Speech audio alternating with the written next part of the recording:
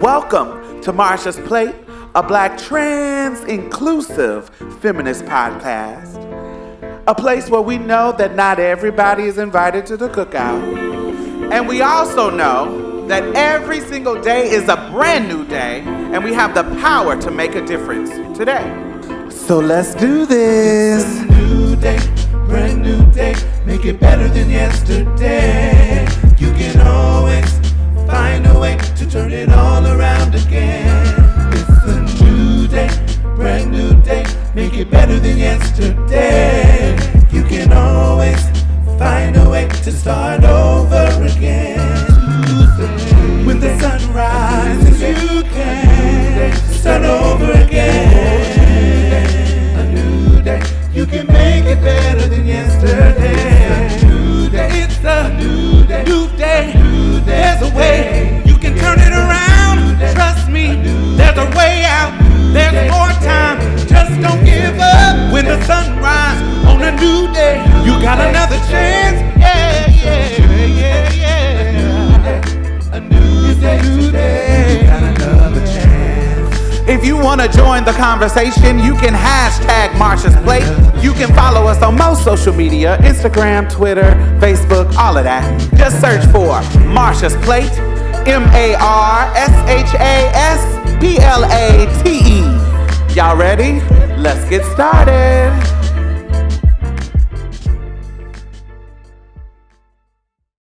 So before we start, I want to start off with a selection from the church.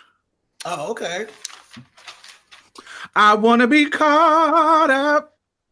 Caught up in the rapture. Right. I want to be caught up. That's right. Caught up in the rapture. So that was my selection because y'all know they said it's the 23rd. It's still the 22nd on where I'm at. So we got a couple of hours before the rapture comes. That's what the Christians are saying. So now we've been here before. This is what the white Christian nationalists are saying. These fake people talking about they fake Christian. These dumb people don't lump all the Christians with them people. Okay. But what I do know is that we've been here before. All the Muslims with the 9/11 shit. Same shit. Don't do that. Hold on. For all of the heathens like me. First of all, honey, the only rapture I know is Anita Baker. So, so can you explain to the people what the hell is a damn rapture? That's when the Lord comes back and take everybody up to heaven and send all the heathens to hell. It's when Jesus comes back. It's when listen, we've been here before multiple times throughout the centuries. So just in case this is the one, I need to know if it's going to be on Eastern time or Pacific time so I can get my last raw dog fornication in. What's so funny too about the time zone? It's like it's already tomorrow. Somewhere it's already tomorrow. Why, is he over? Is he over in Vietnam or Asia wearing it out already? Yeah.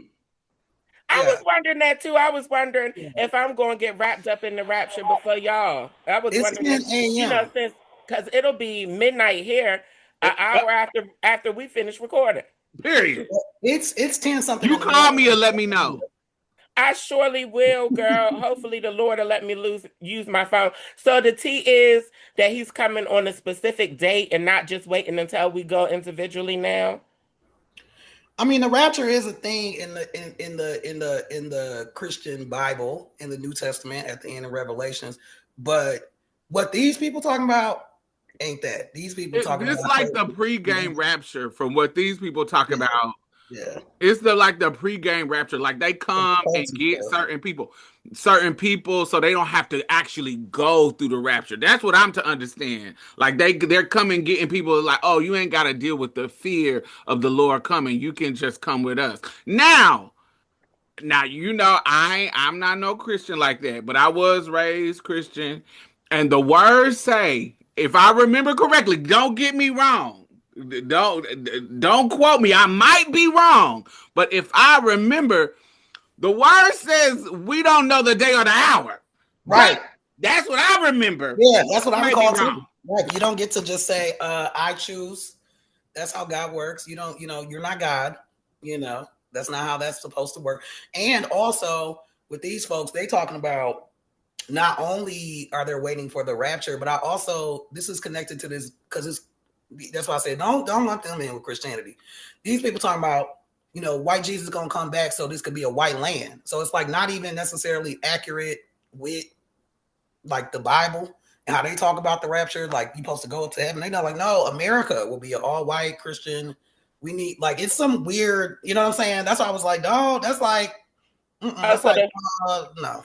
So the Christians, so the Christians in the United States is using their religion to be racist again. Is that what it is? So is all the niggas going to get swept up like how they believe in the Church of Latter-day Saints?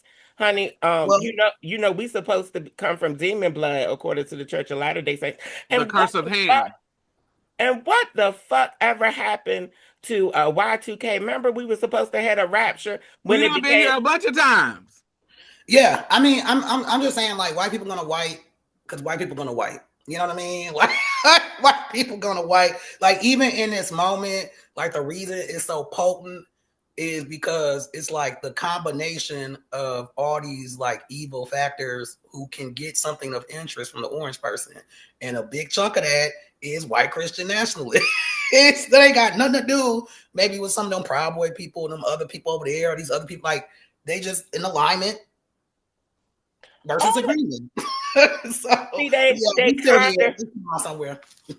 see, you know, Trump is senile, and Charlie Kirk is gone. So they kind of saying the quiet parts out loud, but I feel like kinda. I feel like they still kind of saying the quiet parts out loud because they using religion as an excuse to just say, we want to kill off everybody who ain't Republican and MAGA. No, they want to kill everybody they believe that this is a white Christian nation and that everybody else must go. And everybody else is in the way of what they believe that, and we've talked about it on the show plenty of times. Like, you know, yeah, we coming after trans people, yeah, because your thing is really getting to the blacks and the people of color, getting them out of here. Because their thing is we're almost at the place where the majority of this country will be people of color. And that is not acceptable to them. So like all these evil forces that got some certain that kind of shit in common, including these white Christian nationalists, that's you know, so if they can hook or crook. I have a question. I have a question. So, you know, this is funny to me, but I want to take it seriously just for a second. So, all right. You got an hour. You know for sure that the rapture is coming in an hour. What you doing? My first mind said I ain't gonna do a motherfucking thing but roll a blunt, honey, and probably play with some Legos, honey, and wait to greet the Lord, honey. Girl, I can't think of nothing I would do that I haven't done already. If you got an hour before you got an hour, but you know it's coming. For 100% sure, you know it's coming, and you got an hour. What you doing in that hour? I'm definitely gonna do a little bit of praying in that hour and some meditation about what that might mean on the other side of that. Not necessarily saying like, you know, to go to heaven if you're in the Christian tradition, right? And you know, whatever that means. Maybe pray for my family, pray for everybody, right? Because if you a real Christian, then you are concerned with everybody in the world and not being like, oh, you're not Christian the way I'm Christian. That's weird interpretations, fucked up interpretations of Christianity. But that's what I would do. I'll do a little bit of that and like breathe, you know, just, you know, chill a little bit. I don't know. Like, because if you can't control, like if it's coming, it's coming. You know what I'm saying? So it's like, let me do a little bit of prayer, reach out to my people. By the way, hey fam, did you know it's coming? Are you ready in this particular tradition, or are you ready in your own tradition? But whatever tradition you in, apparently it's about to come. So I don't know. I thought about something I would do. I thought about something that I've never done. Honey, I might take a hit of crack. I might buy a couple of rocks and take a couple puffs off the crack pipe, you know, just to see what all the fuss was about. Oh. You know, I done seen so many people destroy their lives, destroy their kids' lives, honey, behind this motherfucking crack rock. And I mean, it don't discriminate. Gay, straight, black, white, trans, cis. I done seen all types of people fall under the crack. You know where to find it? Absolutely, girl. I live in Baltimore City, honey. You I know. would feel like I would waste my hours trying to find crack. I don't know crack dealers like that. Oh, girl, honey, right on my motherfucking corner. I don't even have a Crack whole is block. definitely, crack is I don't definitely even. bad depending on where you live, and it's definitely back in a way that it's like regular and accessible in a way that it used to be, and that's not it's not everywhere, it's not proliferated the same way, but it's definitely back, and just side note, somebody I knew was like, yo, I tried crack for the first time, and I was like, why the fuck are you trying crack in the 2020s? Like, that don't even make sense to me. Well, You know what they said? Hold up. You know what they said? They said I couldn't try it again because it was too good. Oh, and see, they were scared. like, you talking about finding crack, Diamond. Let me break down Baltimore City real quick for all the people who've never been here. In Baltimore City, all you have to do is walk downtown Baltimore, and all of the drugs will be advertised to you. You don't even have to look. You don't even have to look like you want drugs. Honey, yes, the drugs are available. Honey, they got the boy and the girl. The boy is the hard, so that's crack, Right. and the girl is the soft. So that's usually heroin. Now, I never did heroin, but I ain't fucking with the heroin because, baby, I've been gone before the rapture out here fucking with them in that fentanyl. So I would definitely not waste my time finding no crack or no cocaine or nothing like that. Even though, that sounds like that might be a cool time to try it. But I don't know how much that will waste my hour. I only got an hour. So since I only got an hour, I'm probably gonna masturbate within some time of that hour because need to get a nut off. If it's gonna be my last one. I also, of course, I'm gonna call all the people that I love. Call them because they're not an hour away. They're too much of a waste of time for me to get to them. So maybe my sister. Um, um, what else would I do? I'll probably put a baked potato and some sausage in the oven because it's gonna take like an hour. Not an hour. It's gonna take like 45 minutes, and then I can eat it in that 15 minutes. And so I'm trying to think of something delicious that I can cook and eat real quick. That would be. I don't have anything in there that I feel like I could cook in under an hour. That's like super super delicious. But yes, I would. Um, That's really all I can think of right now. I can think of calling my people, telling them that I love them, and eating something, masturbating. And I think I would be praying too, Jay. And I would be, if I know that the rapture is coming, so this is 100%, I now would need to I would be praying and saying, motherfucker, why the fuck you stop talking to people directly? Why the fuck you seeing people telling me side shit with the Bible and all that fucking shit? You stop talking to people directly and you wanted me to follow whatever this bullshit is. Fuck you. Come on, take it on out. Is that a prayer or a read? It's gonna be a read in the form of a prayer. Because I don't understand why you send all this fucking middleman motherfuckers. I don't need middleman. You could have continued to talk to me like you talked to other motherfuckers. You was using donkeys and shit. If a donkey was talking to me, bitch, I would have believed in this motherfucking bullshit. But you ain't doing that to me. I'm getting fake ass Christians coming telling me, oh, you need to read the word. Oh, fake ass people who I ain't listening to motherfuckers. I think they're lying. And that's a good question though, Diamond. And then at that, why do you always pick the racists to speak through? Why do you always pick the greedy people who just want to take people money to speak through? Okay, I'm listening. Okay. But I have questions. But ultimately, I wouldn't be like y'all, and I wouldn't be praying because I feel like, girl, the test is here. Ain't no need for me studying now, bitch. Right. No, that's why I'm like, I'm not studying. I'm not trying to change it, bitch. It is what it is. The rapture is what it is. Now, but I have questions. Like, there's shit that you could have, if you're trying to convince us, bitch, it's shit that you could have did and you could have continued to do. So fuck out of here. Go ahead and take me out. I would be more rebellious in that way. Anyway, let us know what y'all would do if y'all had an hour and the rapture is coming in an hour. Cause y'all got an hour. No, if this comes out, it's past the time. So y'all already with the Lord or not. Baby, if you listening to this, you one of the chosen ones. Ah, praise him. Glory be to God. Hallelujah. So let us know what you think. Hashtag Marsha's Plate.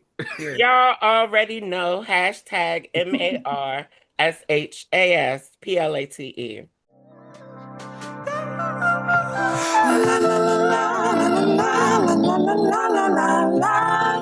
Oh my God, I want to thank all of our new patrons this week. Thank you, thank you, thank you. Yay, yay, yay, yay, yay. So not only are you helping to sustain this particular podcast, I also donate to other podcasts. I donate to other organizations. I have my finger on the pulse of the community. And I know a lot of grassroots organizations that are doing great work out here. So you're not only helping to sustain us, you're helping to sustain other people in a community. Because I put my money where my mouth is. That's just the kind of bitch I am. Community as fuck. So thank you. I really, really appreciate you. And if you have not become a patron, why have you not? You can donate as low as $1 a month. It doesn't matter. Anything else, please. Do I have to play Sarah McLachlan and show you puppies? Like, what do I have to do? Do I have to resort to what the white people do to get you to give them money? All righty. Anyway, thank y'all. And the Patreon and PayPal link is at the bottom. Back to the show. Well, the firing heard around the world. Mr. Jimmy Kimmel was indefinitely suspended from his show, his late night talk show, Jimmy Kimmel Live. And it seems we've all got the impression, based on things that the president has said, based on statements released from Disney and ABC. It's ABC, right? Yes. Mm-hmm. Yeah. And some kind of Sinclair. I think they like a middle motherfucker. Yeah. So we know that Disney is the parent company to ABC right now, and they all released statements. And it seems as if Jimmy was fired based on one of his last aired shows and him making remarks about Trump's callousness or apparent lack of care for the death of Charlie Kirk, who he claimed was just like a son. But then again, we see Donald Trump treating his own children like they belong to somebody else. But anyway. Which one? Ugly Tiffany. Honey, Tiffany, Eric, honey, Baron. Honey, the only thing he could tell us about Baron was that he was tall. So I don't think he got too much of a relationship with the child, but maybe I'm reaching, But over this past weekend, over these past few days, a lot of people have boycotted online, and a lot of people have unsubscribed from Disney Plus and Hulu in protest of Jimmy losing his job behind his First Amendment right, freedom of speech. It appears as if those comments caused Trump to be further angered at Jimmy, who is already a personality that he doesn't like, and he makes it clear he's not a fan of Jimmy or Jon Stewart or Stephen Colbert, who was also fired recently, or contract was ended recently, I should say. But after the protest and after the boycott, we've gotten news that Jimmy is coming back to the air, and as of this week, his show will be continuing to air. I personally believe that it is the pressure of the consumers. I think everybody protesting against Disney and protesting against Disney essentially taking away Jimmy's freedom of speech. I think that's what got them to bring him back. And based on everything that we know, I think that they fired him because of intimidation from the Trump administration. And a lot of people, I don't think, are aware of the purpose for the First Amendment in the Constitution, the purpose for the freedom of speech. It is not for the freedom of, some people are arguing that the freedom of speech should protect hate speech. And that is literally not what it's made for. The freedom of speech is meant to be able to protect us and our political views. Is intended to be able to protect us voicing how we feel about our government, various politicians, and the overall system that runs our country. So Jimmy talking about a politician, the head politician, the president of the United States, seems to be what got him snatched off the air. First question to y'all is how do y'all feel about the silencing of Jimmy Kimmel? For a lot of people that aren't following what is happening around policies, around what's happening in government in the Orange Juice administrations, I think for a lot of people that got them engaged or got them paying attention in a way that they may not have been before. I think for a lot of people that, particularly white people, to be clear, not saying other people weren't like, what the fuck, but clearly white people were like, not my Disney, not my Jimmy Kimmel. You know what I'm saying? So, because it does take a critical mass of people to make, for people to respond to it.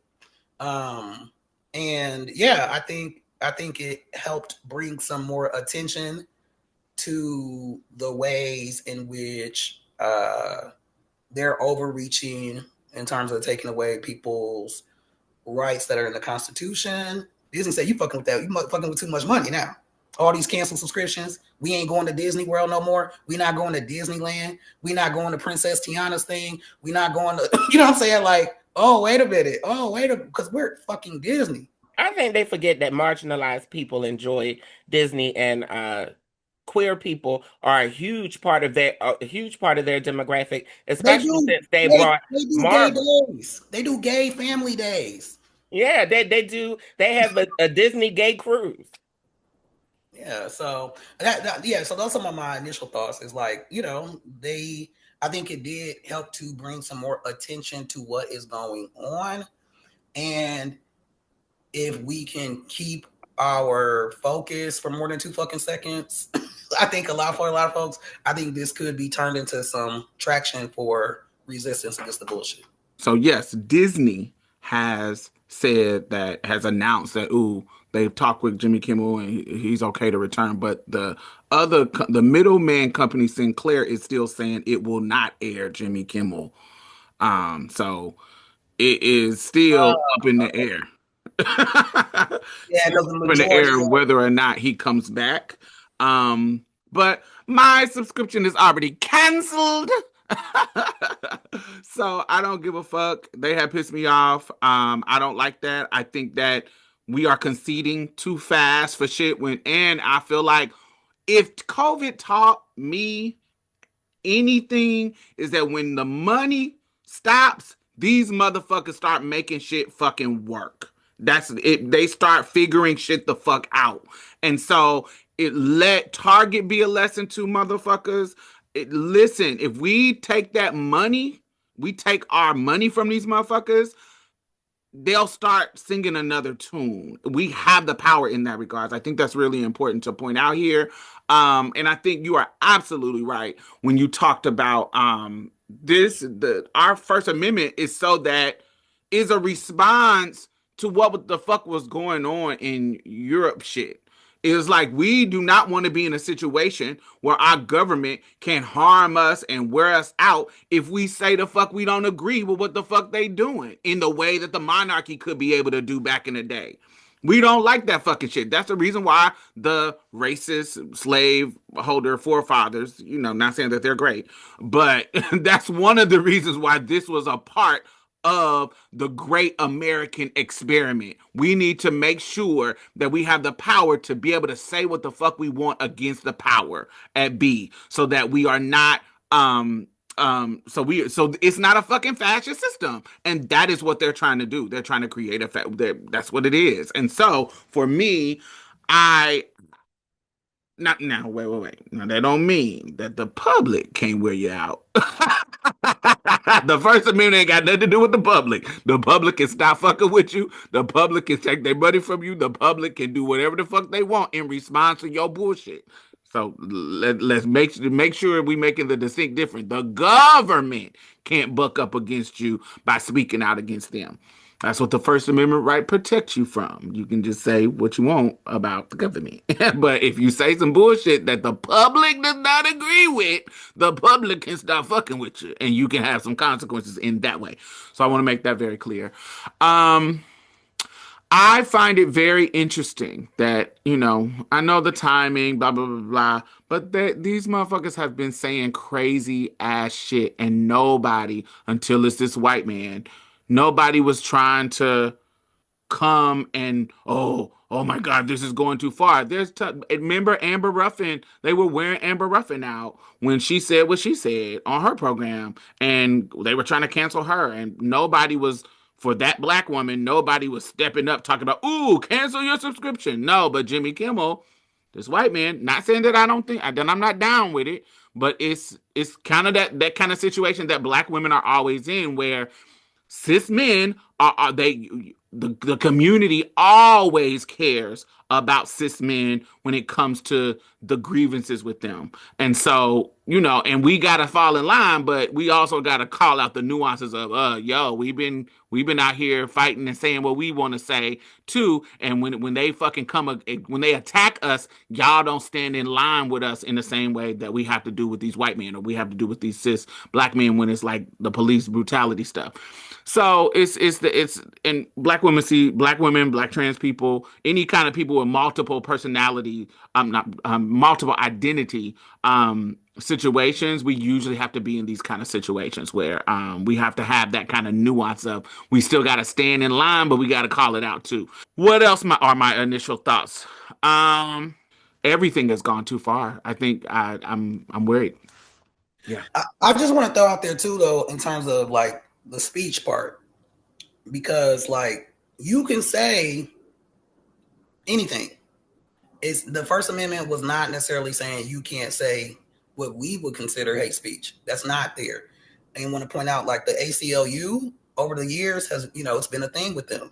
I just want to point out that the ACLU has defended like Nazis and shit, and their ability to say what they want to say and march through communities. And it's not just, you know what I mean? I mean, to your point, Brie, I just want to point that out too. Like even the ACLU will be like, yes, you can be like, I hate black people. Well, let me clarify.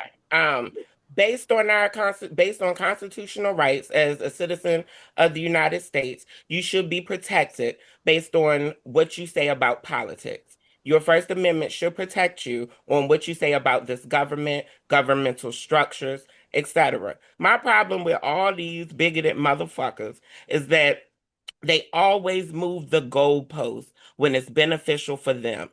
And it irritates me so much because I feel like it's an insult to my fucking intelligence. Like, you think I don't realize that the freedom of speech argument doesn't apply when it benefits me, but it applies when it benefits you, and you're using it incorrectly. I hate the fact that a lot of people say that Charlie Kirk was killed for his political views. I don't know, because he was killed by another person who was raised Republican in a conservative state and all that. I don't know what the fuck is going on that made that child kill that boy. But what I do know is that people like me have ill feelings toward Charlie Kirk because he spewed a lot of misinformation that propagated hate speech. It propagated false statistics to make black and brown people look criminal, to dehumanize anybody who wasn't white, male, conservative, and Christian. That's my issue with all of it. As I say all the time, the freedom of speech comes with consequences. We shouldn't have consequences for speaking our genuine opinion about a system that we literally pay to keep running. And of course, with the whole boycott thing, we know that they call this country democratic, a democracy, whatever. But we know it's really a capitalist country. Money runs this country. That's why we got the trash ass president that we got at the end of the day. My brother gave me a perspective that I didn't think about because I never served in the military.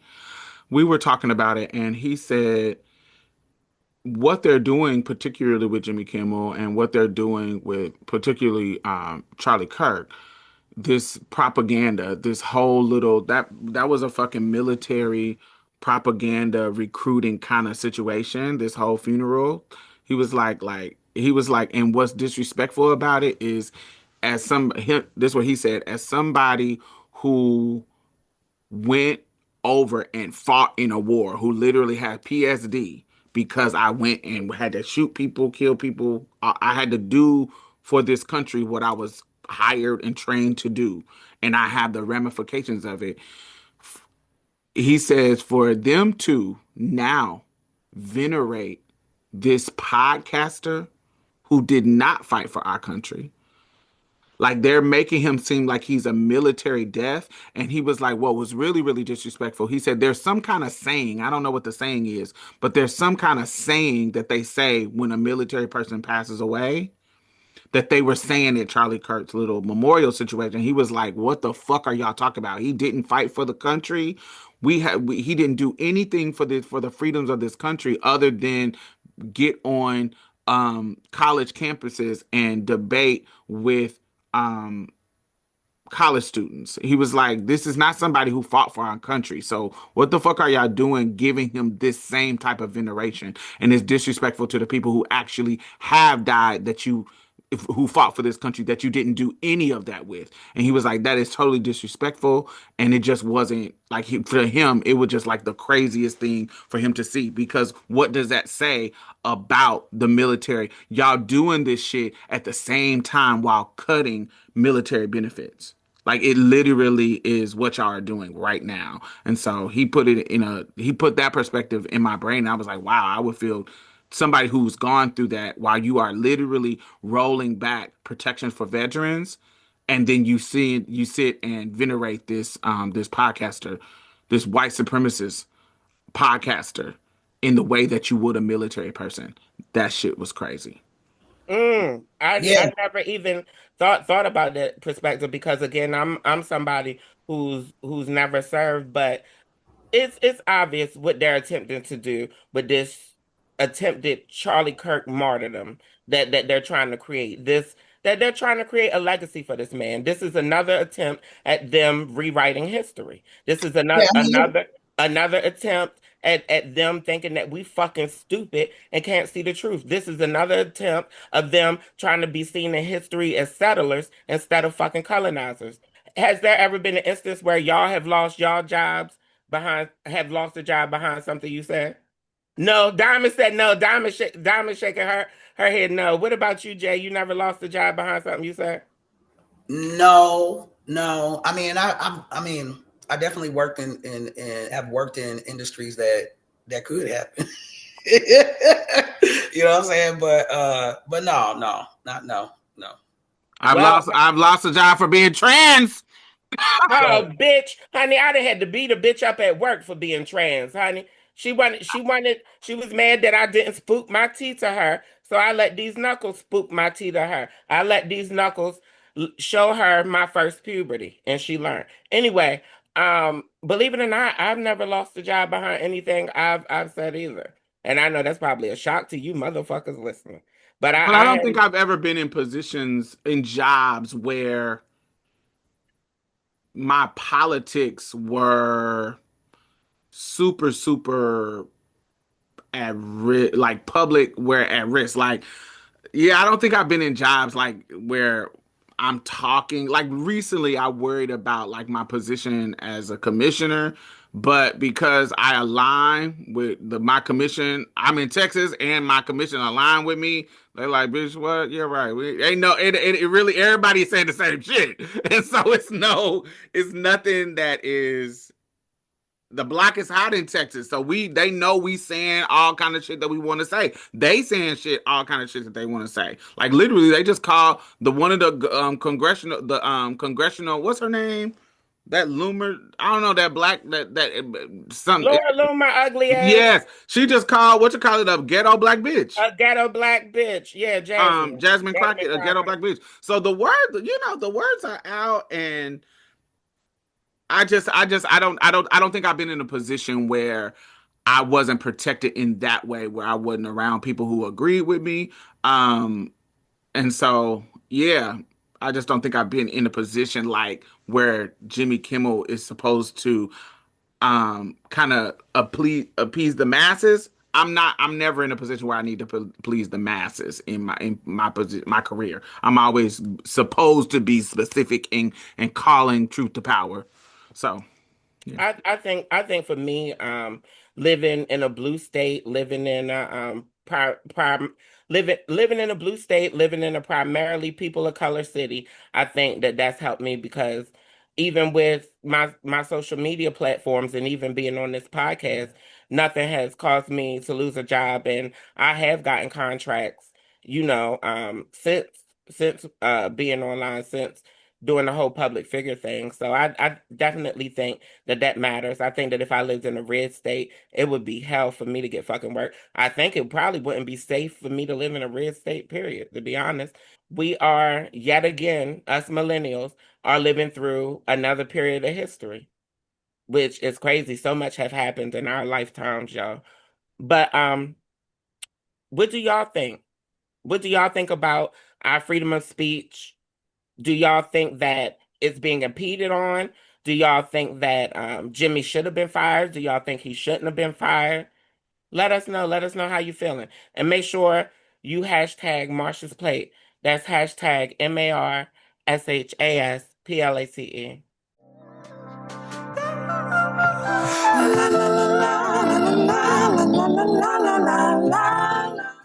Y'all know I live in the land of the red, the land of the gerrymandering, the land of the fucking Texas too much tea.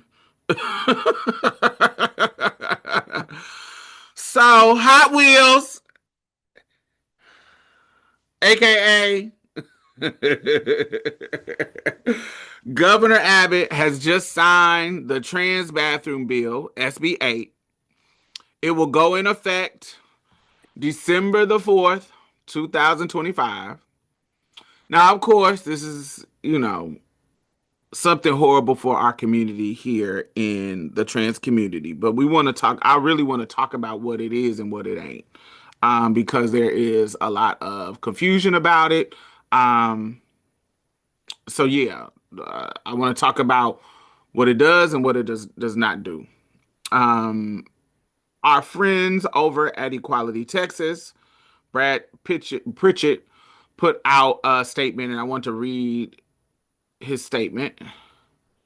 SB 8 punishes cities, school districts, and other government agencies who fail to comply with the new bathroom mandate. Their goal is to attempt to ban trans people, non-binary people, and intersex folks from using public restrooms, locker rooms, and even domestic violence shelters. The Attorney General is responsible for investigating violations of the law and levying fines against government agencies or local government. The first fine is $25,000. The second is $125,000. But it is not just the Attorney General who has the power to harass cities and government agencies about their anti-trans policies. Private individuals can sue if they don't think the policy is anti-trans enough. So it is not attacking particular individuals, okay? It does not criminalize or punish individuals. I want that to be very, very clear. What it does is government agencies are going to get fined if they let us use the bathroom. Got it? And citizens can sue them, like say a Karen is in the bathroom, they can sue the government agency and get them fined. Got it?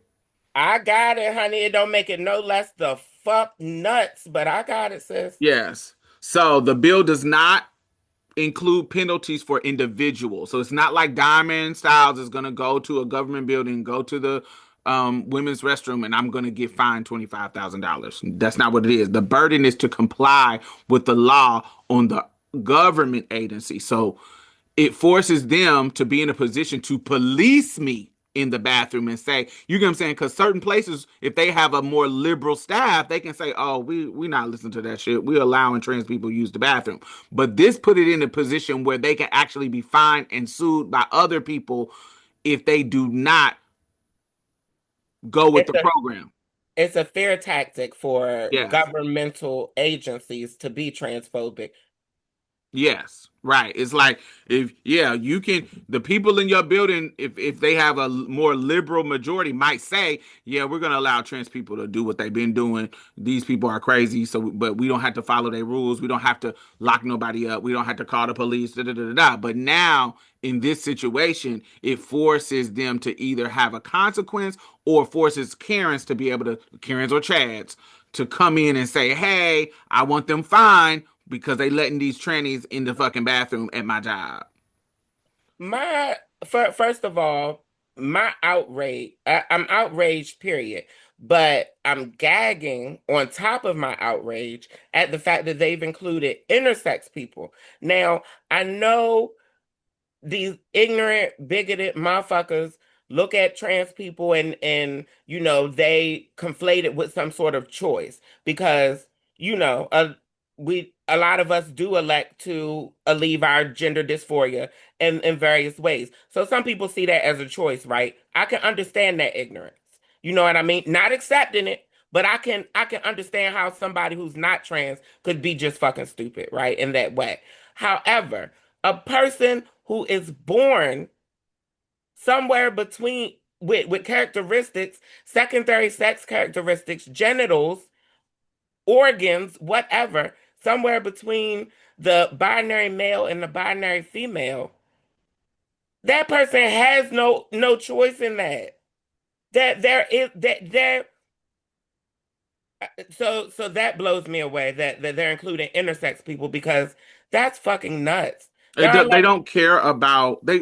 If you get to the core of it, it's about power and bullying us at this point. It's not about caring about nature and biology. They don't care about that because the facts and science about the nuances of trans people, the nuances of intersex people, has been around for centuries. So they don't really care about the biology. They don't really care. They just want that's to bully us. that's trash. I mean that is literally sex discrimination, not even gender discrimination. That is sex discrimination. That is no different than that is no different than discriminating against somebody for being a woman or for being born female. It's no different. It's also blowing my mind because I wasn't aware that shelters were being included. And this really fucks me up because for as long as I've been in psychology, the highest demographic of homeless youth are LGBTQ plus people, Yes. children. Yep. So that fucks my head up because I many shelters or all the shelters that I know locally, they primarily cater to the LGBTQ plus community. So in Texas, those people aren't gonna be allowed to house trans youth anymore. Like that's fucking nuts. But my biggest question is, how the fuck are they gonna police this? How are you gonna know who's trans, who's cis, and who's intersex? Y'all have consistently been fucking it up, assuming people's gender thus far. So what the fuck makes you think that y'all gonna get it right now that you've passed a bill? And my question, my question to you, Diamond, regarding this bill, are you aware that if I'm trans assumed, can I sue an establishment for discriminating against me for assuming that I'm trans or for assuming that I'm using the wrong bathroom? I can imagine that you could potentially, if it causes you some type of distress and harm, that would. I'm trying to think of who you would sue that agency. I guess you would sue that agent. I'm not a lawyer, but that's what I would assume that you if you are getting harassed at your job and you're not trans and somebody comes in the bathroom and harasses you and causes all this problem for you, I can imagine you being able to sue the agency. I think it's funny because just for example, I have a little cousin who's cis female, and identifies as a woman, and everybody calls me, her, and I twins, people get us confused. So I'm just thinking about the idea that if that was law here and somebody was being messy, assuming that she was me and saw her in the bathroom, but no, I'm flabbergasted. All I have are questions for the both of y'all. Number one, how the fuck are they going to police this? Echoing history.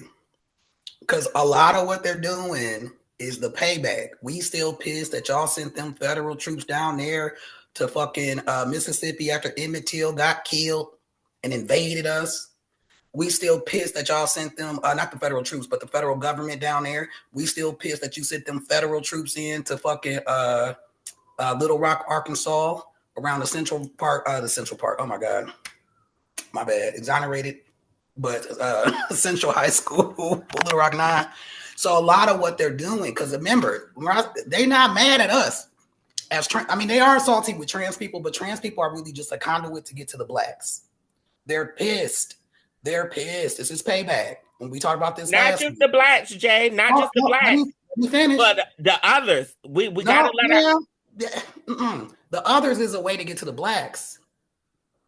Black people ain't the only ones that they fucking hate.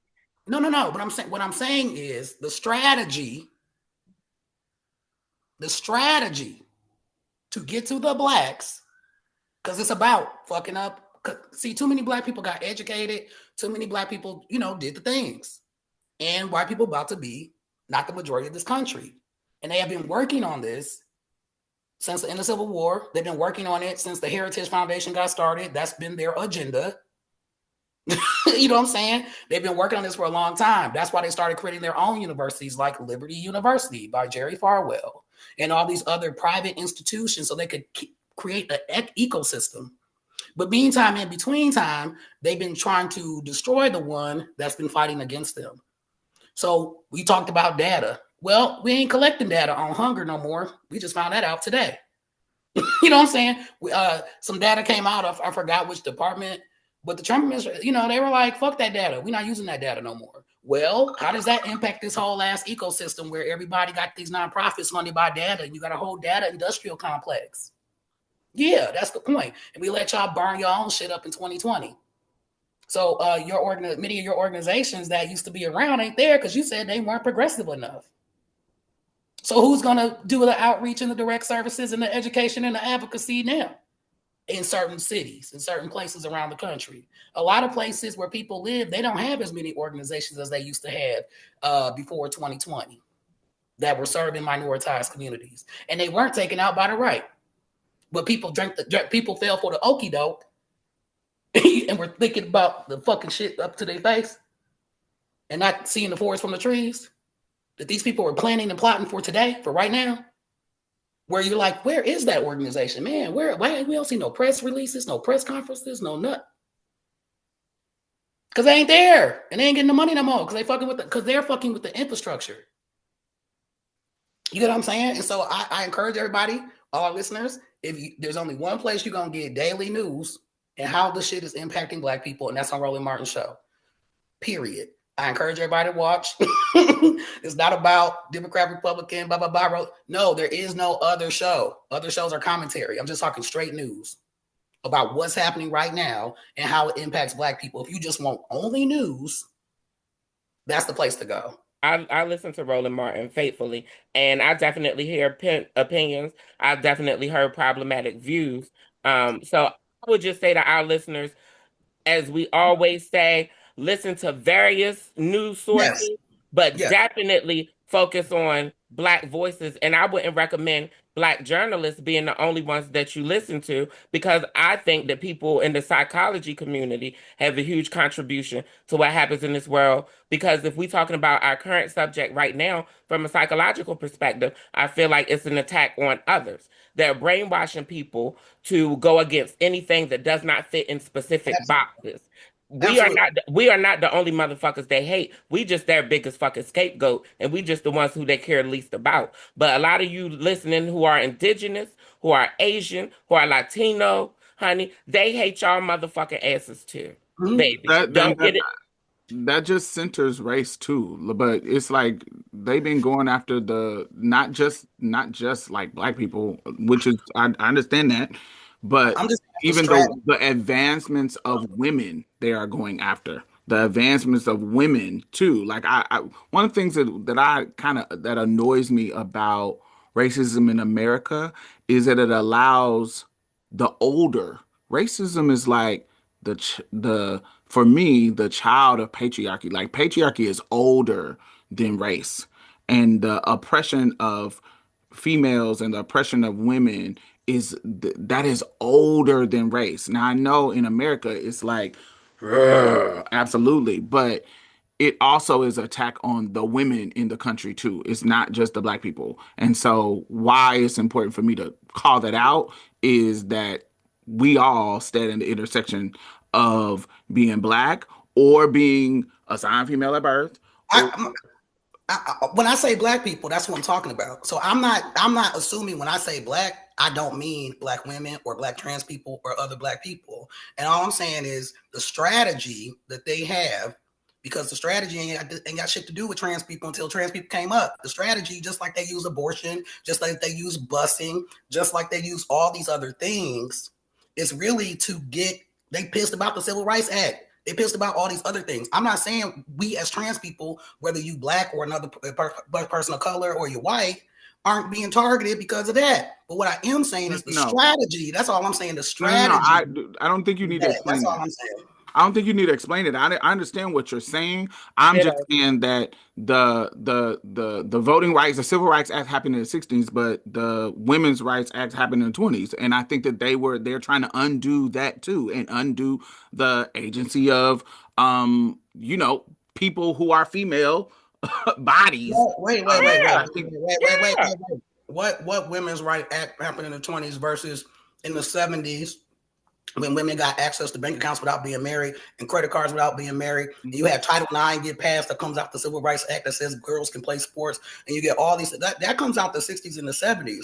yes, I but just want that to, war has been happening before before the Civil Rights Act, even before. yeah, And so I'm just saying it's not just the black thing. It's women. 1920. It's that's what we're saying. We're not yeah. I'm not. not I don't. undermining you. We're saying that it's bigger than just the black thing. Yeah, like for me right now, one of their biggest strategies we know is to divide and conquer.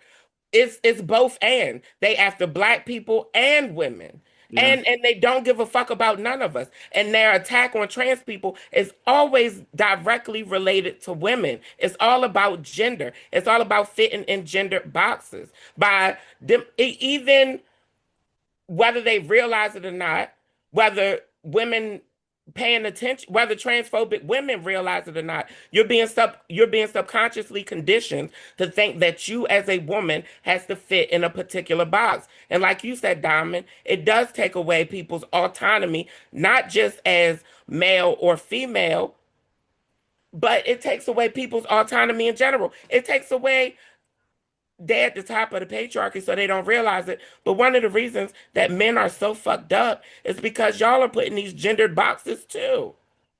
And that was happening before 1619. When it Yeah, comes to the women being oppressed before in this country, that was happening before any of the slavery stuff happening. Like women were being oppressed already. The structure, the systematic structure of what was going on before the racial stuff got to popping off, it still was women was under men. It still that shit was already happening. And so white this is men a hate it. continuation of it. White men, I'm just saying white, we know white, that white men. we didn't all come in here under patriarchy and under the gender systems of Europeans. And I'm not saying that misogyny, versions of misogyny and versions of patriarchy didn't exist on the continent, but that definitely I think is a broad stroke to say that we were on that fuck shit before we got here. We also were on maternal shit. We know that black women When I say we, I meant America. Oh, America. I was like, wait a minute. I was like, wait a minute. Yeah, but Okay, I got you. The whites, the Europeans. ultimately, what I'm hearing being said, and Diamond, correct me if I'm wrong, but I think it needs to be reminded to white women, honey, that white men hated, controlled, and stomped all over y'all before they met niggas. But before they turned it into what it is today in America. Absolutely. Yeah, so yeah, we went other places, but yeah, Texas is on their fuck shit. But I wanted it to be very, very clear that it wasn't this is not there's no consequences that's gonna come directly in regards to money punishing people going to the bathroom. They went another tactic. And I want you to understand, they tried to push this through like around 16, 17, 18 times, and it failed. And this is the one, because of the shifting climate in our culture. This is the one that actually went through and got to his desk. And so that kind of gives you an idea of where we are and how the temperature is boiling. Like, it's rising, it's boiling. People are being politically murdered. People are like, they're actually getting the support to pass the laws that are against us. We are in a different time, and so our strategy has to change.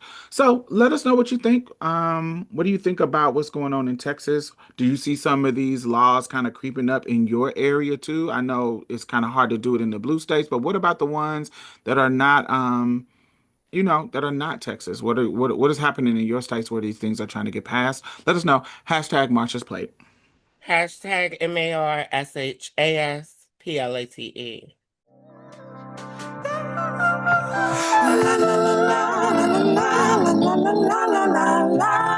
Okay, y'all, staying on topic-ish. I was listening to the Karen Hunter show today, and Stacey Abrams was a guest, and they were doing an interview, and it was a really cool interview.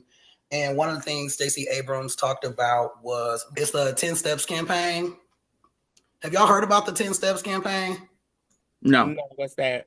So she has this 10 Steps campaign, and it's both 10 steps. She talks about being 10 steps towards like autocracy and authoritarianism, but also 10 steps towards freedom and power. According to Merriam-Webster, autocracy is the authority or rule of an autocrat, a government in which one person possesses unlimited power, a community or state governed by autocracy. Authoritarianism, Cambridge, they define authoritarianism as the belief that people must obey completely and not be allowed freedom to act as they wish. Another definition: government by a single person or small group that has unlimited power or authority, or the power or authority of such a group or person. And the last piece is democracy. I just want to define that, so put some context in it. Democracy, as defined by Merriam-Webster, is 1, a government by the people, rule of majority, a form of government in which the people elect representatives to make decisions, policies, laws, etc., according to the law. Also called a representative democracy. And then the other part of that definition, a form of government in which the people vote directly against or in favor of decisions, policies, laws, etc. And then the other definition was a system of government in which power is held by elected representatives who are freely voted for by the people or held directly by the people themselves, or a country in which power is held by elected representatives who are freely voted for by the people or held directly by the people themselves. So I just wanted to go through those definitions, because sometimes I think, just make sure we all on the same page before I talk about the thing. Because sometimes when it came to the definition of democracy, I think sometimes people forget what the definition of democracy is too. You know what I'm saying? And how we talk about our power or not having power. Like, I know it sounds kind of, I guess that's my first question. Like, I know that might sound kind of like extra, but I do, even when I read it, I was like, oh yeah. You know what I'm saying? I was like, yeah. You know what I'm saying? Because we could talk about all the things and be like, they don't listen and the politicians are fucked up. But I do think we forget sometimes, especially in a culture right now where we're like oversaturated with bullshit, that like we do live in a democracy. Like, this is the way this shit is set up. And like we do have some tools. Like there's some barriers, but there's always been barriers, particularly as Black people. But I do think sometimes we forget that is literally the system of government. Like, we don't always talk about it like, oh yeah, we elect the people that make, like, I'm mad about the decision. What can I do about it? Vote for somebody else. Vote for somebody else in the primary. Go to a meeting of your party or your precinct or your, you know what I'm saying, or your ward. You know, there's some things like it's not out there. It's like, that's literally the system, and that's the only system, regardless if we want it or not. Like, that's how the shit functions, and it's supported by money or it's supported by votes. Like I think it kind of gets lost in the sauce, and I think authoritarians and people with that attitude want us to forget, and politicians who don't want to be held accountable also want us to forget. Here are the steps. So there's the first part is the 10 steps towards authoritarianism, and those include. So this is what they say. These steps don't happen in order. They occur simultaneously to overwhelm and confuse opposition. So that's how that started. Okay, and the 10 steps include: win the last fair election. Autocrats often come to power through democratic means. Then ensure it's the last truly free election. 2, expand executive power. Push executive authority beyond legal boundaries, testing what the system will tolerate. 3, capture the other branches. Co-opt Congress and neutralize the judiciary, eliminating checks and balances. 4, gut the civil service. Fire competent, nonpartisan civil servants who might resist illegal orders. Number 5, install loyalists. Replace qualified officials with loyalists to weaponize government agencies. 6, attack the media. Discredit independent journalism and replace it with state propaganda. Number 7, scapegoat vulnerable communities. Blame minorities, immigrants, and marginalized groups for national problems and demonize DEI. Number 8, destroy systems. Dismantle institutions that protect rights, legal aid, universities, advocacy groups. Number 9, normalize violence, militarize law enforcement, and state-sanctioned or private violence to silence dissent. And number 10, end democracy itself. Disrupt election systems and restrict who can vote so no meaningful opposition ever wins again. And then she has the 10 steps to freedom and power, and says defeating authoritarianism isn't a cinematic moment. It's thousands of individual, community, and institutional actions that are stronger and more consistent than those who would oppress us. You don't need to be an expert. You don't need permission. You just need to start. Start where you are with what you have among those you know. Together, we can build something stronger than fear. We build a better democracy. We build freedom. We build power. And those 10 are: 1, commit. Understand what's happening, not simply the headlines, but the effects of policies on you and your community. Our strength lies in our numbers. Join in. 2, share. Stay informed and share the facts on social media and group chats and in your circles. Not just why you care, but how you're taking action. Remember, others feel this way too. Number 3, organize. Create a group of friends, family, and allies who want to work towards a common goal. Pick your issue. That's it. That's organizing. 4, mobilize. Once you're organized, do something. Share banned books. Help immigrants. Join a tennis union. Host public events and regular conversations. It's not just about size, but movement. Number 5, litigate. You don't have to be an attorney to be a part of litigation. If you know someone who's been harmed, be a plaintiff or a witness. If you are in the legal field, volunteer to help vulnerable populations. Number 6, disrupt. Don't be a part of their system of disinformation and compliance. Protest, then do more.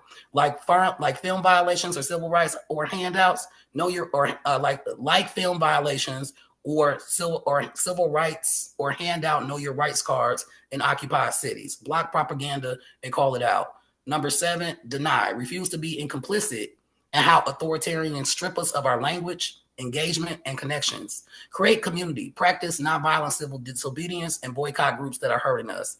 Number 8, engage. Work with your elected officials to introduce policies and proactive legislation, especially at the state and local levels. Do it yourself if the rules allow it. Start ballot initiatives, public petitions, and more.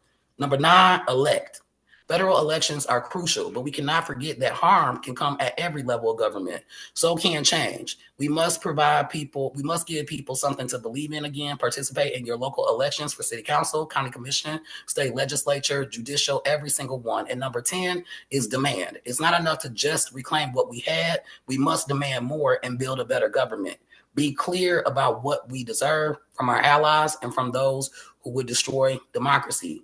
Don't meekly ask for what we think we can get. Declare what kind of country we intend to build, then get to work. One thing that stood out in the interview that she said was she said most people like 77 million came out, 77 million people voted for Trump and 75 million people voted for Harris.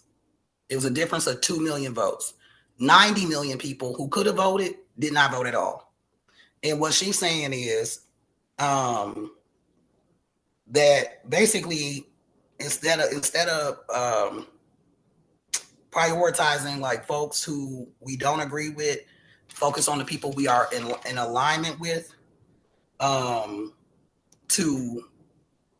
try to tap into those people who feel kind of disaffected and did not vote but don't support Trump, instead of focusing on the shit we don't agree on. And what are y'all thoughts? I know that was kind of a lot, but y'all got a copy of it.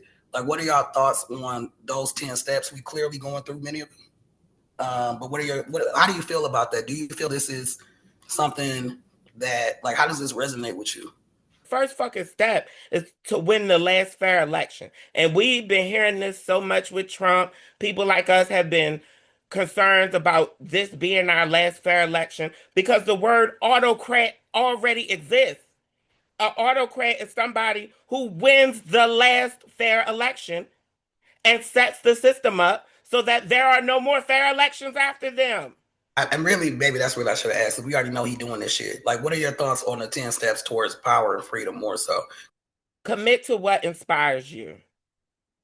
Commit to what you can do to help with the fight. Whether you're providing comedy and relief from some of this harsh news, whether you're somebody reporting this harsh news, whether you're somebody in the street fighting, stay committed. Don't lose hope.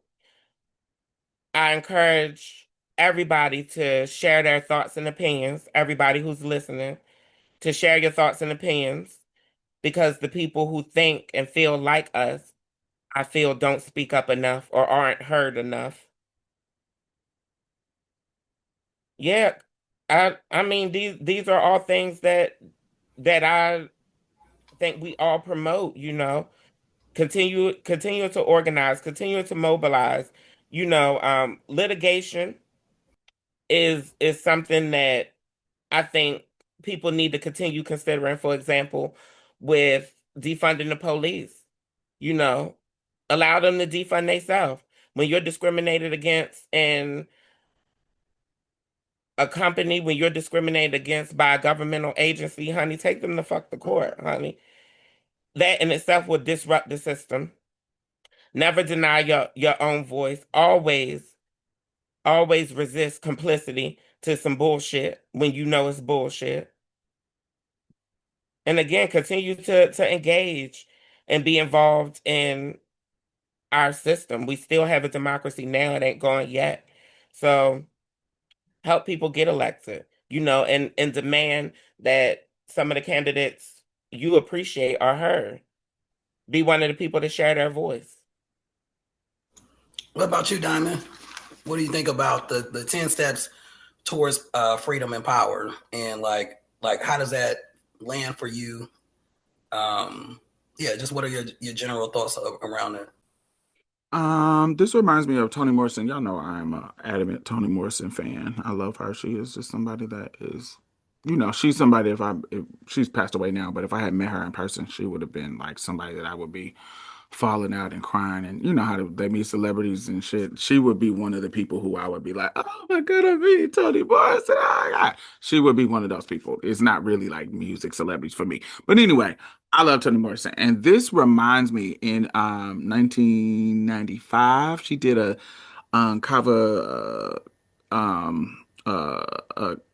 convocation speech at Howard. and it was titled 10 Steps to Fascism. And this what this reminds me of is that there's she literally laid out some of these points, and so um and what it makes me feel is it makes me think about when I watch Nazi program of Jews who survived the Holocaust and who's telling their stories or their grandparents' stories, and they said, I wish we would have taken it seriously. I wish that we would have knew we wouldn't have stayed, or I wish that we would have known it would have gotten this bad, because in what you're talking, what the steps that you said, and in Toni Morrison's version, um, there is an enemy that they create, and knowing that immigrants and trans people are the enemy, there's some people who are in proximity to being that, who are not you get what I'm saying, who are not necessarily the enemy. And so there's a privilege in being able to kind of maneuver in these organizing ways that you can maneuver if you're not the enemy. And so for me, it makes me think about, I don't want to be in a situation where I wish that I would have done something different, and here I am in a concentration camp, in one of these prisons in Ecuador, or if they're trying to criminalize us for being us, when do I need to get the fuck up out of here? When do I need to? That's what I'm worried about. It's not about whether or not I'm going to fight or not. It's just a whether or not should my strategy change, so I'm not locked up, so I'm not murdered, so I'm not killed, so I'm not pushed to the point where I can't get out of a situation and still have my voice. And so that is kind of what I'm thinking about. What in those strategies to freedom, how far can I go to the point to where I'm not at risk to be harmed? That's what I'm scared about. That I'm scared about being in those situations. That's my. Can I also, okay, so she has the 10 points, because that's some real shit. After that, she says, okay, the campaign. It's a mobilization and education effort.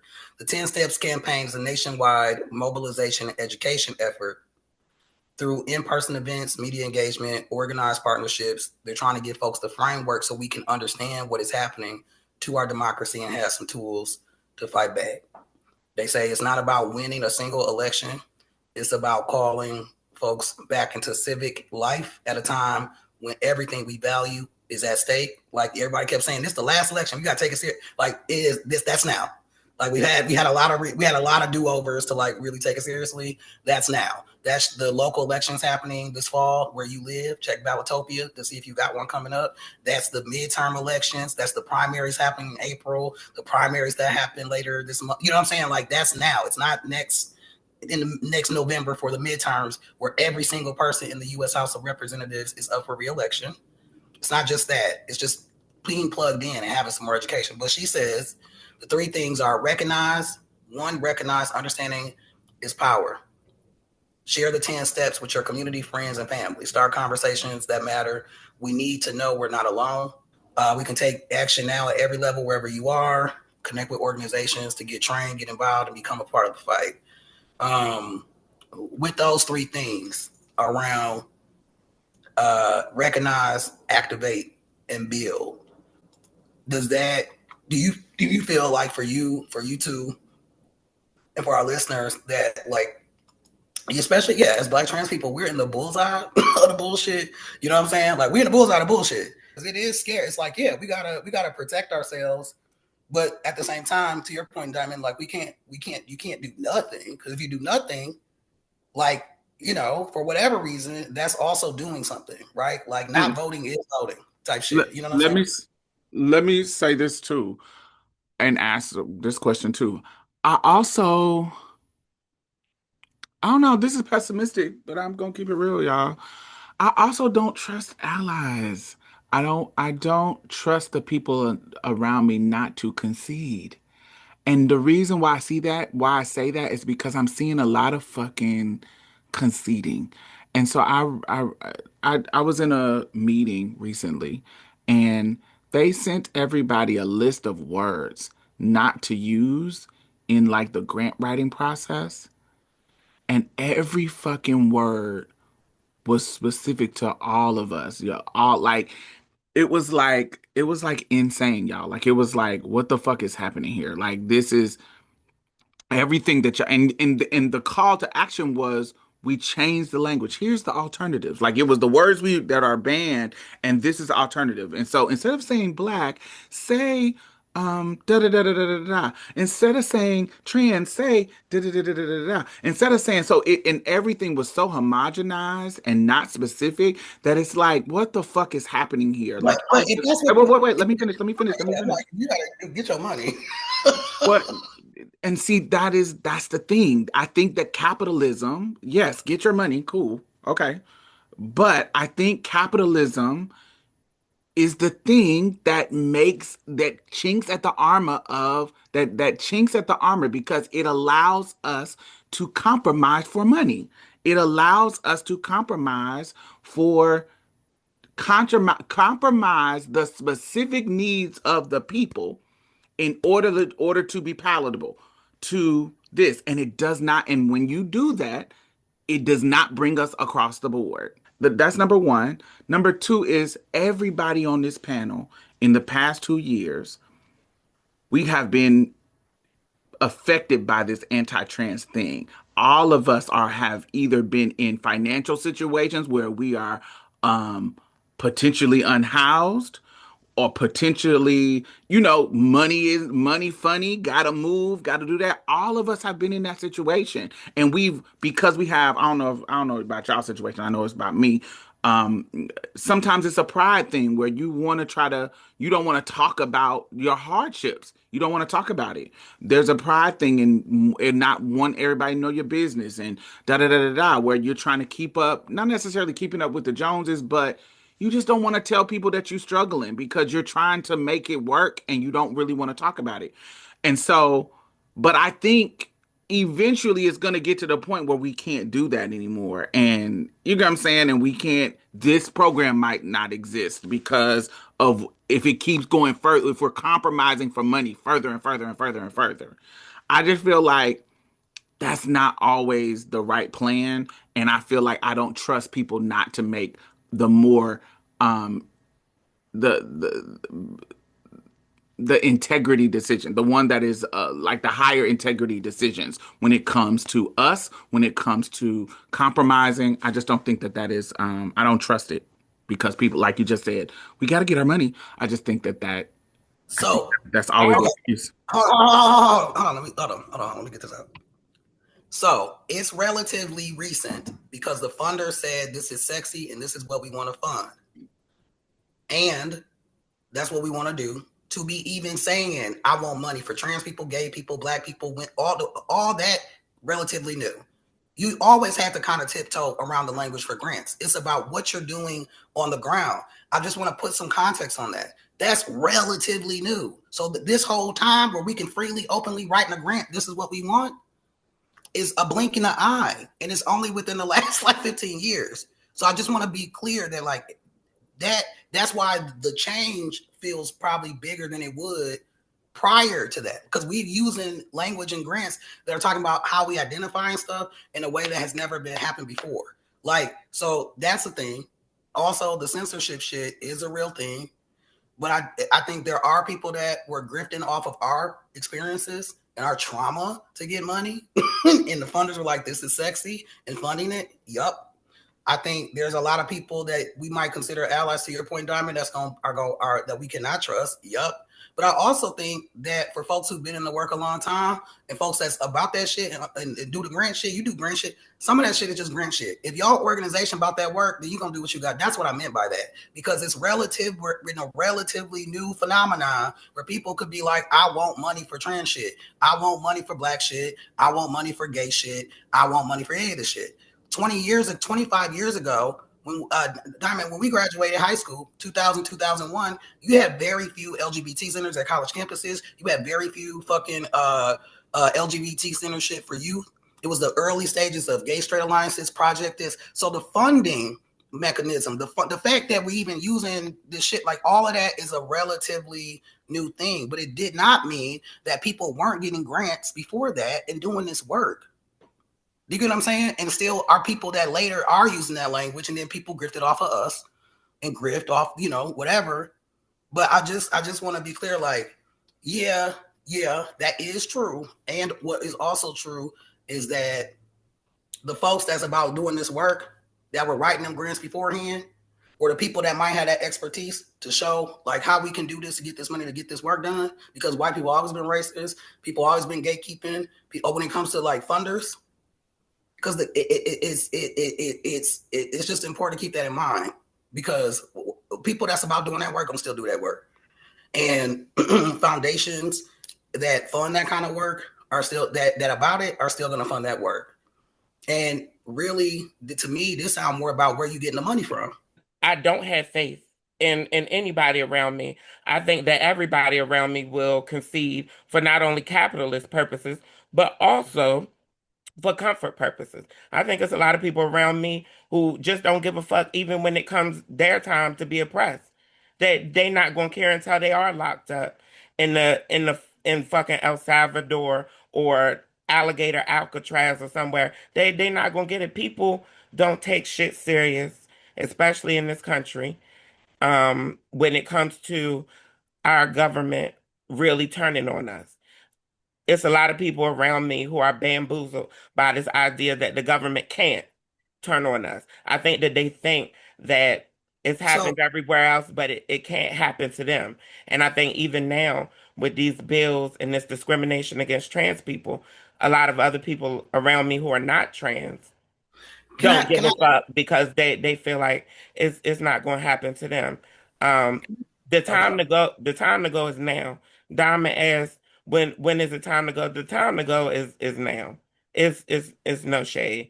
And a lot of people are going to concede again for comfort. Some people going to concede for capitalist reasons. Some people going to concede for nationalist reasons. But okay, y'all. One of the questions that came up, right, that she said was, one of the things she brought up was, a part of their strategy is to get us to focus more on the shit that's going to bring demise versus focus on building, fighting back, doing that work. A part of the strategy is for us, because a part of the strategy, right, with the propaganda and the algorithm is to overwhelm, make people feel like shit is bigger than it really is. It is big, but it's definitely not as big as it is on the internet, because that's on purpose. It's to magnify, amplify. I'm talking about real life. I'm not even talking about I'm not saying based on my feed. Based on my feed, everybody is enlightened and growing and learning. But in my real fucking life, I have one person to leave this fucking country with when it's time to go. And as far as fighting for this country, I'm not motivated to fight for this motherfucking country. My whole life, the whole history of this country ain't based around protecting me or people like me. Let's roll the fuck out. Well, I don't care what nobody else do, but I'm on some roll the fuck out and let them be casualties of their own war. So most people, most black trans people can't go no fucking where. Black people are disproportionately on Medicare, disproportionately on fucking Medicaid, disproportionately getting fucking food stamps, all this shit that's about to get cut. If you can't leave, that's understandable. If you're in a position where you can't leave, that's understandable. Right. Oh, then the question I'm not rich. I'm not rich. I am literally disabled. I am somebody who can collect SSI whenever disability when I don't have an income, and I can get the fuck out of here. What I'm saying is, the reality is we're dealing with some bullshit and a real fucking threat. And all I'm saying is, for us as black people, it's important to remember this ain't the first fucking time we dealt with this kind of shit. And the level of violence that our family members have dealt with, we're not even dealing with the same scale yet. So there's stuff we can still do, that we can engage, instead of focusing on these motherfuckers that don't fuck with us. We know they don't fuck with us. We know they don't fuck with us. And that's the only reason why I even bring up the shit with Roland Martin or even some of the people, Joy Reid, some of these other outlets where it's like folks that are fucking trained to do what the fuck they do and are giving black press. That's how we've always kind of stayed informed. We're not in a situation, we get our information from all over the fucking place. That, to me, that's one factor, but also like I get to talk about black people. Okay, so even if I can't do all the things, we can all do something. You know what I'm saying? Because a part of the strategy is apathy. I was watching Eyes on the Prize the other day. One of the fucking things Bob Moses said in fucking 1960 something. Yeah, we got to talk to the black people down here because part of the mindset, these motherfuckers don't think they can do shit. They don't think that, okay? So a part of it was like this psychological thing. Okay, a part of the shit was psychological. A part of the whole thing was segregation. Exactly. And if you propagate the idea, if you propagate excuses for people, psychologically, you are giving them a scapegoat. You propagating the idea that motherfuckers can't go is helping them to believe that they can't. If you're literally in a situation where you can't, then you know that we're not talking to you. But if you're a motherfucker who's offended by the idea of getting up off your ass and getting the fuck up out of here, then you're probably somebody who's capable of doing it. And I'm not going to coax you to do it. I'm a tough love kind of bitch. No shade. I'm saying, and there is stuff like as much as the shit is overwhelming, because it is overwhelming, and I can't even imagine the level of overwhelming living in a quote red state. Okay, period. Like I'm gonna be 1,000 about that. But what I do know is that there is like energy, whatever we put out is what we, you know what I'm saying? Whatever we focus on is what the fuck you focused on. There are ways we can spend, all of us, myself included, spend a little bit more energy just because it is retraining. It's built like it's flexing muscle. Like you don't have if you don't use it, you lose it. I think for all of us, myself included, 1,000% to spend more time, a little bit more time every day, and just checking out shit that where people are already doing shit and seeing how I can fucking plug in. Okay, so like when they voted on that bullshit with Charlie Kirk, my blue state people, one of them voted, some of them voted for it. Some voted. I called all the motherfuckers. I said, hey, I just want to thank you for voting against this bullshit. And I called some of these people and I said, I just want to tell you I'm pissed about it. And they're like, oh, because they surprised somebody even fucking called them. I just want to make it clear. Use what you can use, plug in. I want to. It's people who think like you, Jay. It's people who think. It's people who think like you, and you're talking to them. I'm talking to the people who think like me. You have no allegiance to this fucking country. You don't have no reason. You don't have no reason to have to stay here and fight for a motherfucking thing. If there is an opportunity, and if there is a life better for you than this country, like yes, vote if you're gonna stay here. Stay here if you want to stay here. But nobody's forcing you, and none of us is gonna blame you for rolling out. This ain't even our motherfucking fight. No shade. 100. So fuck me using my voice to propagate and tell motherfuckers shit that we've been telling them for centuries. No, I'm not doing that shit no more, honey. Get the fuck out of here. Ain't nothing for you here. Trust me, it's a lot better existence in a lot other places, and they don't even want to put that shit on your feed because they want you to be under the guise that this is the best country in the world, and this ain't the best country in the world for niggas. And there's places that you can drink some clean water instead of that water too. Drink that clean water while you figure it out. Shit. Diamond, what's on your mind? Oh gosh. Yeah, I see. So I already do that stuff. I already do the call-in senators. I'm already in that vein of doing things. I guess what I'm talking about when I talk about conceding is talking about what other people conceding and not trusting allies is I'm just seeing behind the scenes just because I have a different purview because I'm seeing people's work being decimated. I'm seeing people's livelihood be decimated. And there's a difference when you're in a privileged place where you can organize in a certain way, and then bam, I don't have the capacity to take care of where I live. I don't have the capacity to buy food. I don't have the capacity. Because we're talking about needs, there has to be a shift in your strategy. And so that's what I mean. It's not a give up. It's not a give up. It's just that I'm contemplating different strategy because things are getting harder and less privileged. Things are getting harder and resources are becoming scarce. And so it's not I'm not in a mindset of giving up at all. It's just a mindset of what is my new strategy so where my body is safe, I have the needs that I need to have, and I can be somewhere where I can still do the work, but my body is safe and my needs are taken care of.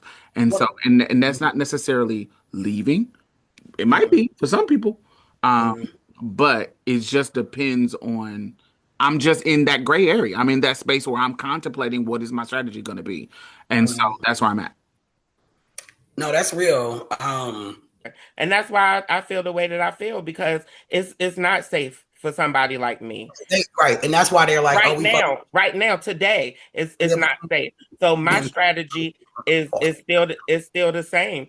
Um, I and think it's, I'm really talking to myself when I'm saying leave now. and I think where I'm at is I I know the impact of my mental health for me to leave this country. Not and it's not going to be positive. I am not somebody who thrives in I can go and visit, but I can feel I know if I move to the Netherlands, move to Vietnam, move to Thailand, who is affirming of trans people, move to places that are a little bit more safe. I know that that is not my culture. I fucking love black people. Black American culture is my fucking shit. And so you take me out of that, I know I'm going to be d- depressed. I know, of course, I feel like I'm going to be able to survive it, but you take me out of that culture, I know it's going to impact me in a negative way. But maybe maybe that can happen for whatever, however long I need it to be until I can figure out till we get our shit together. I don't know if we even get our shit together. I don't know how, I don't know what, but I'm just in a space where I'm looking at what countries do got what is it, asylum for trans people. I know the Netherlands do. I know, the Ireland do. I know, but I also know those places is kind of there's some growing conservative shit happening there. So I'm just thinking about it. I don't know what I'm gonna do. I'm still strategizing. I'm still in community. I'm still on boards. I'm still doing the work. It's just that I feel unsafe and I don't feel secure in the way in my resources. I don't feel secure in anything in the way that I was like COVID or pre-COVID. I just don't feel secure.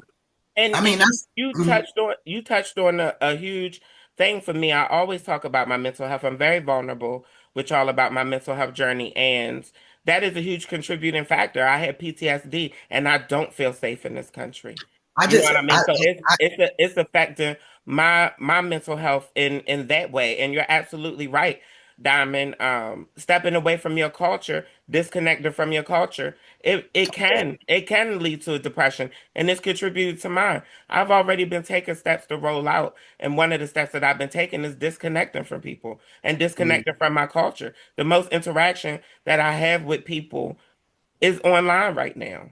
But yeah, let us know what you think. We kind of got into some different areas. What do you think about the 10 points about these going towards authoritarianism and the 10 points of how we could build power and fight back against this? Also, let us know if you are already kind of organizing mutual aid networks or doing different stuff in your communities or providing direct services or self-help kind of stuff amongst you all as trans folks, as black folks, as black trans people, that you could share that you might think might be helpful. Even that, like, it's so many fucking grifts and scammers and fucking con men and con people out here. You don't even fucking know when when a mutual aid situation is just a motherfucking uh, money grab, or you can't even trust motherfuckers out here. Motherfuckers, that's what I mean. It's just so much motherfuckers out of here with a lack of integrity, and you can't even I don't even want to.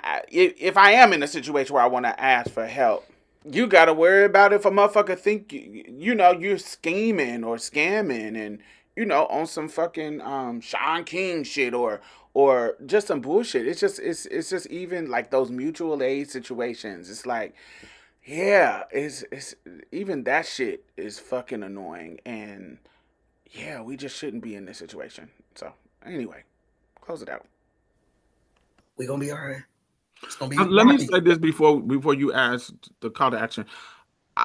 What you are experiencing as you listening to us is three trans people figuring some shit out that we just have never been in a situation. We've never been in a situation, and we're trying to figure it out. We're scared. We don't know what's going on. We don't know what the futures hold. We are organizers and adults living through this space, and of course, we have our ancestors and we have our people who have been in spaces like this. And while there are things in the past that are similar, they're not exactly the same. No, they're not, but we So, can prepare and so because we can, everybody there's knows what we do. there's strategies in our past that our ancestors went through that they have laid a foundation for us to do work and survive things. That is absolutely true. But just like our ancestors in the past, there are different mindsets, there are different strategies, there are different ways to do things, and we are there. It can be a clash, or it can kind of be just kind of a stalemate, or it can kind of be just. It's so many ways that it could land, and that's what you're seeing here in this program, and well, seeing and listening to this program is three trans people trying to figure out while considering the past and considering the future. And so nothing is going to be totally right. Nothing is, we're working through it in real time. And we're Yeah, outlining what our thoughts are. That's what we're doing. definitely. You know, hit us up. Let us know what you think. You know what I'm saying? It's a lot going on. It is overwhelming. It is a lot. It is fucking scary. You know what I'm saying? Period. Point fucking blank. Like, no bullshit, right? You know what I'm saying? Period. And I'm just saying, we gonna be all right. Let's love each other, love ourselves. You know what I'm saying? As we navigate through this bullshit. As my grandma used to say, shit. As we navigate through this bullshit. Let us know. Hit us up. We love y'all. Hashtag Marsha's Play. Bree, spell it for them. Hashtag MARSHASPLATE.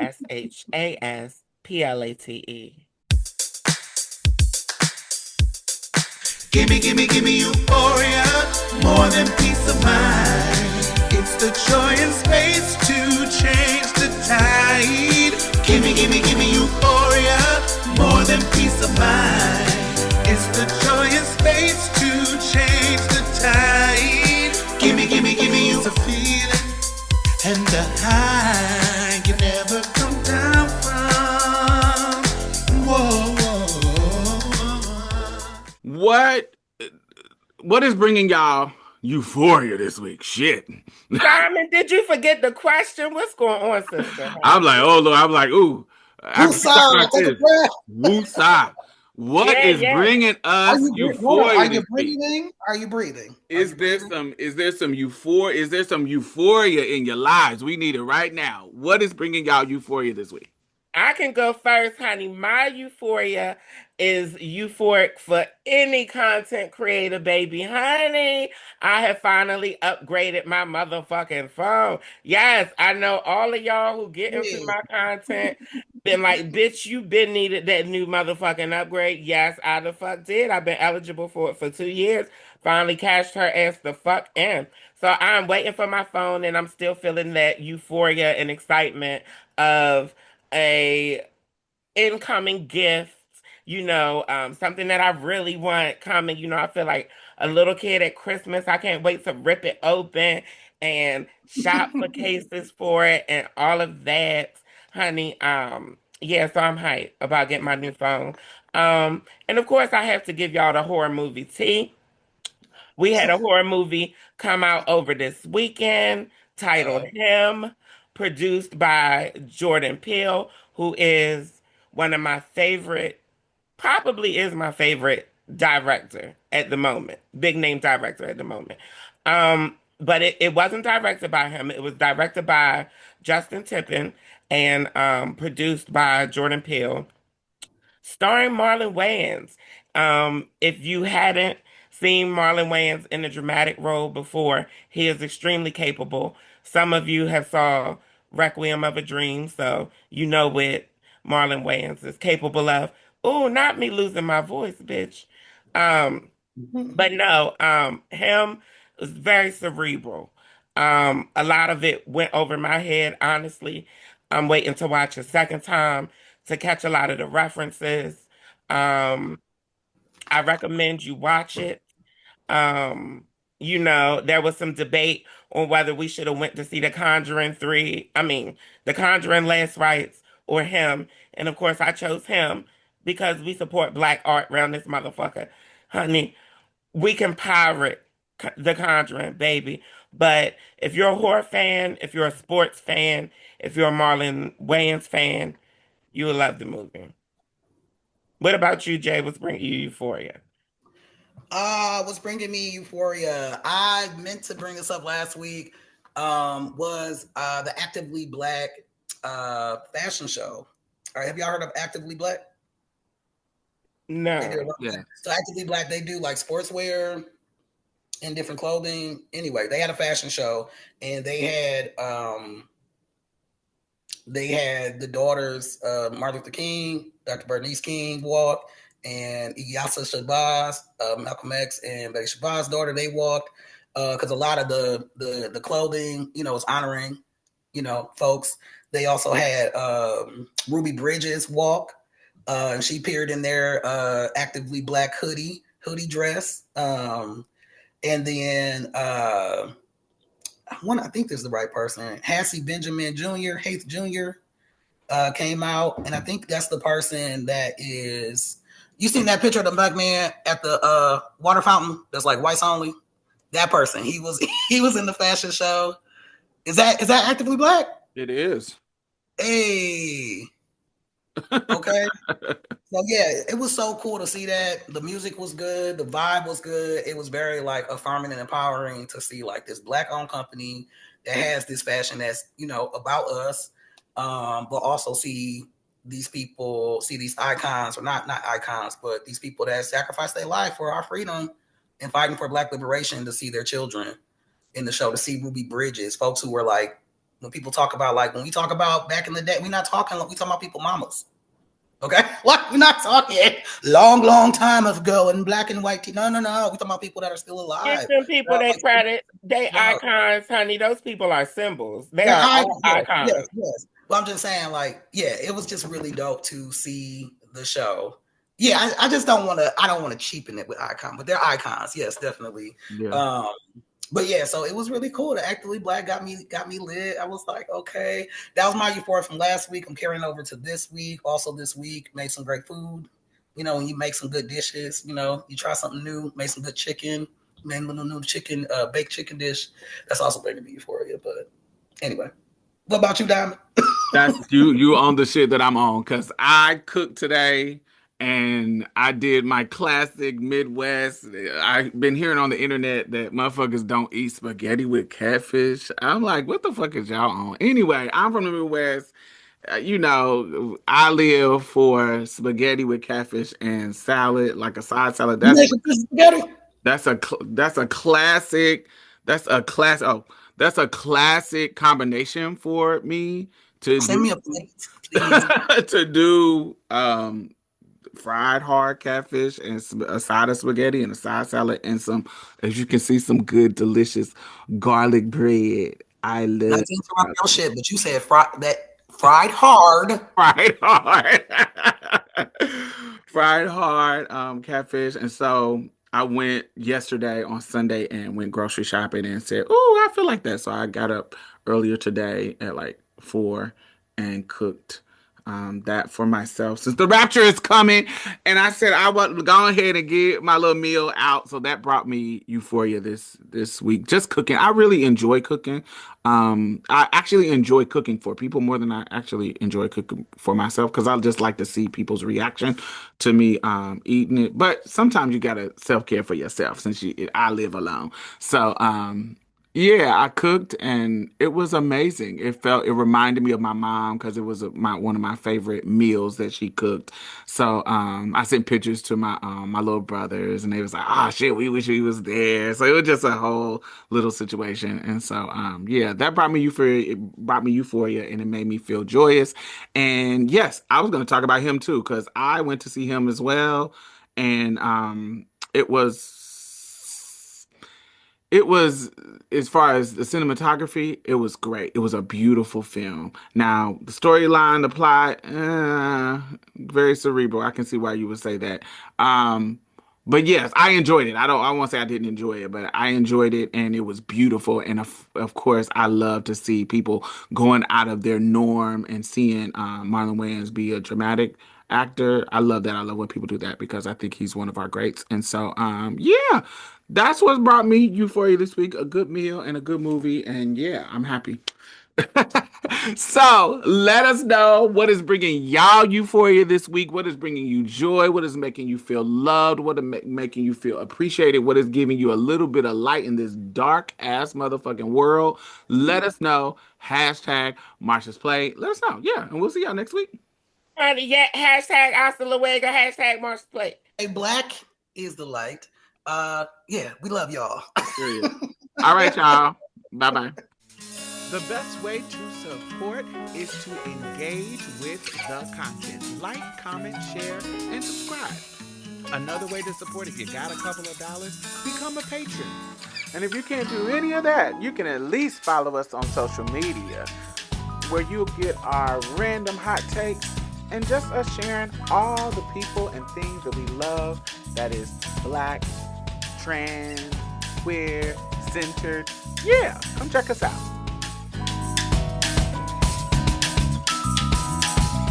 The time has come for you to be the change you want them to be, yeah. No more running around filled with all hypocrisy, yeah. It starts from the inside.